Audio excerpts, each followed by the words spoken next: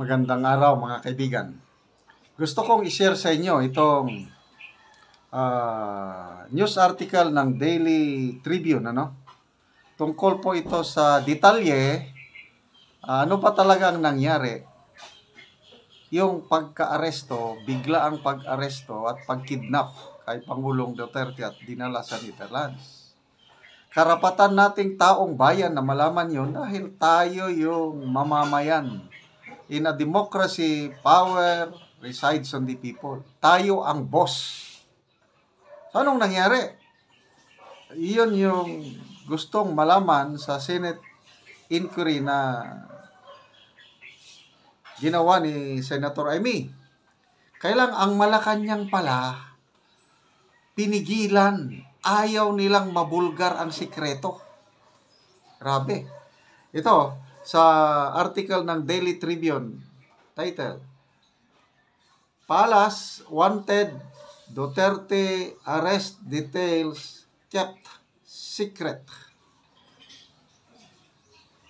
Sabi ni Yusek Castro, mas maganda na magkaroon ng Senate inquiry para malaman, ma-enlighten ang taong bayan. Yun ang sabi ng press officer nila.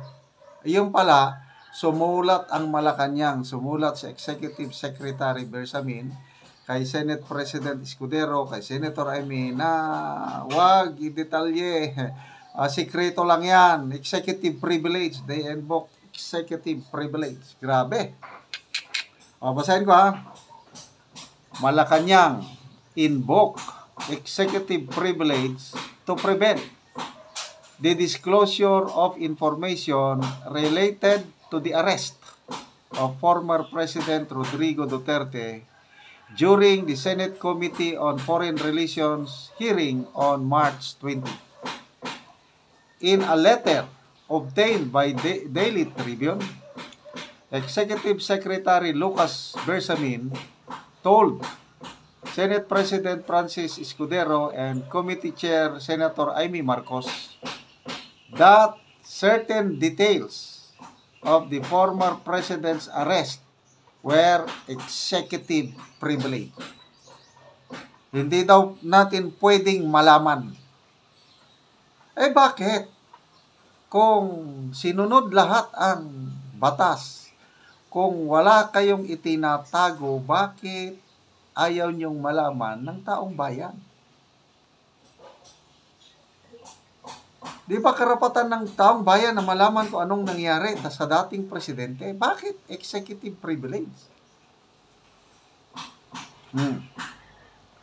The letter is starkly contrasted with the statement on Friday, March 21 of Palace Press Officer Claire Castro who said, Malacanang welcomed the Senate probe as an opportunity to fully explain the legality of Duterte's March 11 arrest and extradition to the Netherlands.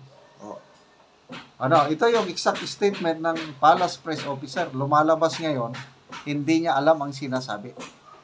Sarili lang niya. Pataka-taka kung sa Bisaya. Sabi ni Castro, people will be more enlightened as to what happened and the law will be explained to everyone. Enlightenment kaya? Bakit ayaw i-detalye? But Bersamin's letter dated March 20, the same day as the Senate committee hearing, appeared to be tone deaf, bingi, to the public demand for full transparency regarding Duterte's arrest. Ito yung laman ng sulat ni Executive Secretary Bersamin. Pakinggan natin. Consistent with the Constitution, laws, and jurisprudence, the executive branch respectfully invokes executive privilege against disclosure of information related to the following matters. Ito ang hindi pwede. Presidential communications solicited and received by advisors of the President, including those discussed during closed-door cabinet meetings on the matters covered by the agenda on the grounds that these are classified as privileged. Communications, documents, correspondence, and information covering military and diplomatic secrets on the grounds that disclosure thereof will impair diplomatic relations and adversely affect national security. Grabe. The Office of the President also invoked executive privilege over diplomatic communications and correspondence with law enforcement agencies, foreign governments, and international organizations, citing possible impairment of diplomatic relations. Okay. Yung eroplano, yun ang gusto nating malaman. Kaninong eroplano yun? Sino ang nagbayad? Nako, ayaw nilang ibigyan detalye. Okay, dito. The Office of the President likewise invoked executive privilege regarding the arrangement for Duterte's transport to The Hague, arguing that similar protocols are applied to the transportation of heads of state and that disclosure would pose grave risk to national security and security protocols. The plane that transported Duterte to the Netherlands was found to have been the same aircraft President Ferdinand Marcos Jr. himself used on some of his trips. Oh, klaro na, ginagamit ng Pangulo yung jet na yon. Sabi ni Secretary John B. Cremulya, it was the Office of the President who chartered the plane. So, sinong gumastos? Sarili nila? Buwis, pawis, pinaghirapan ng taong bayan. Anyway, karapatan nila yon dahil silang nakaupo, executive privilege, wala tayong magawa. Meron lang tayong magawa pagdating sa eleksyon. Kaya, konting tiis na lang mga kababayan, relax lang po tayo, huwag tayong gagawa ng kaguluhan. Hintayin natin May 12, 2025. Doon nyo ibuhos ang inyong mga nararamdaman sa balota.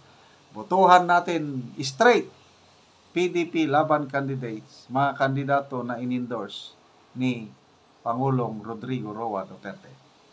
Okay, mga kaibigan, salamat sa inyong pagsubaybay sa ating channel. Nakakatulong kayo ng malaki sa Tribong Talanding dahil ang sweldo natin sa channel na ito ginagamit pagtulong sa Tribong Talanding sa Bukidnon. Sa ngayon, namimigay tayo ng yero at pako para maayos, ma-repair ang sira-sirang bahay ng Talanding. Panoorin nyo ang video na ito.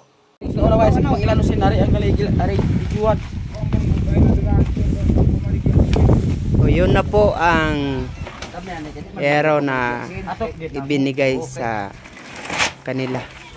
Sa trabaho na, trabaho pirmi. Foto na to. Lolo ko to na daw. Sayo na, lolo ko to na. Ulo na ni. Wala, ora alam bre. Wait, wala, wala. Ay, nga sige. Awat pa na ko lang asin. Raplin lang utog leg. Raplin. Sangit, ha? Hindi mo ka na. Alam kontra. Wala.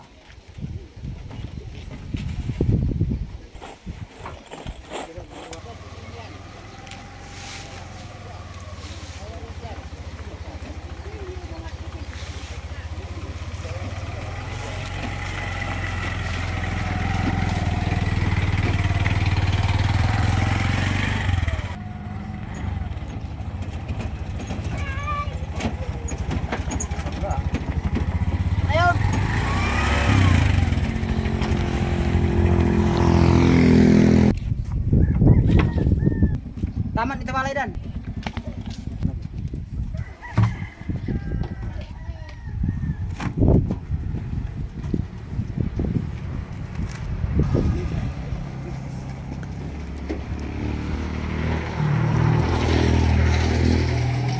Nih, ya fil kayo dahil.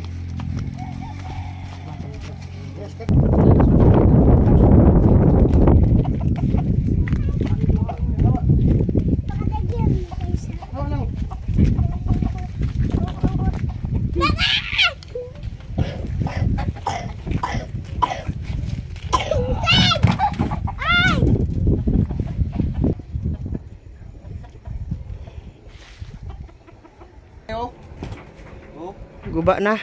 Oo. Lisanan. Ilisana na. To karon ya unsa man imong ika-istorya sa padayon sa pagtabang sa hero karon abot na ang imong hero. Makaatop na ka og bag-o. Salamat sa Ginoo, sir. Oo. Labi na kang sir. Sige unsa imong istorya? Salamat sa Hero. Salamat sa Ginoo nga Oh. naabot na nga naay katabang sa muang kami mga pobre. Oo. Og daot na akong sin. Ilisanan na kay sa sulod. Salamat sa nagatanaw sa video sa Oo. mua. Oo, sige, salamat po.